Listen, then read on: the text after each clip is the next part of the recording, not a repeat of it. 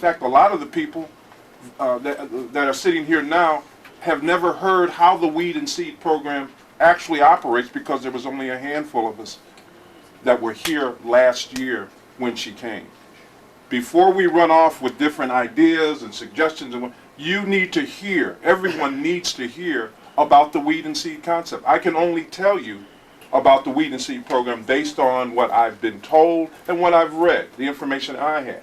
But just because I say it doesn't mean that you interpret it that way. So we need to have a similar base of knowledge. Good morning, everyone. My name is Darren Strickland. I'm president of the Trinidad Neighborhood Association. I've been involved with this process in terms of attending a few meetings, and I do believe it's a good program. However, it seems very strange, and actually since the weed component is not here, that I have to live in a district or a zone designated to receive help for the same problems in my area, which is not in the Weed and Seed program. And I never made that an issue because, like the young lady said, I'm here to get the information to take back to my community. But if I have a problem with a drug house, I shouldn't have to refer to a weed program to deal with that problem if I'm in this district. So I guess, I'm just a little confused. My tax dollars go to the same thing. I'm just trying to understand.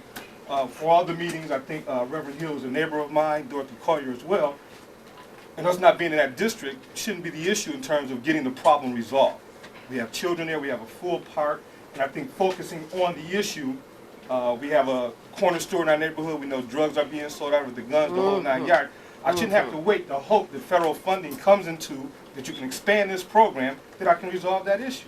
So my comments are really towards the weed component. I don't think that was intended to... I'm not knocking it, it's a good program, but I'm saying... In answer to your question, I don't think that was intended as the only way to get this done.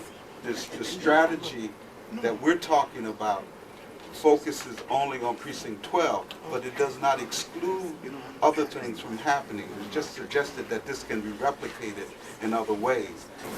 Just the answer. This committee needs to meet more, period. This is not a city, this is not a government program, this is a grassroots program. People, you guys run the seed committee. You know, you want to talk about what's the follow-up, you guys are the follow-up. You meet more often, you find out what's going on. It's a shame that this committee hasn't met within the past 3 or 4 months. This is supposed to meet once a month. So the follow-up is you. The follow-up to people who, as far as making people accountable, your voters, your people who live in the district, you hold people accountable. There are going to be subcommittees of this meeting, of this committee, and you hold the people accountable. So as far as follow-up, you know what, this is not just a session as far as we bring people here. We can bring a lot of people in here, and we can charge different people up, but you have to charge yourselves up as well.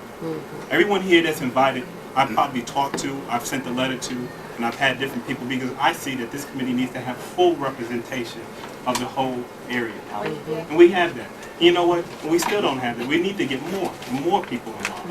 And as we get more people involved and hold more people accountable as far as committees and subcommittees and actually get something going, you know what? That's what I can help you with. I'm the director of the program. I can help you with establishing different subcommittees.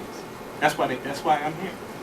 But you know what? I'm not here to initiate initiatives. You are. Alma? Department goes out and executes search warrants, and we know that there's arrests made.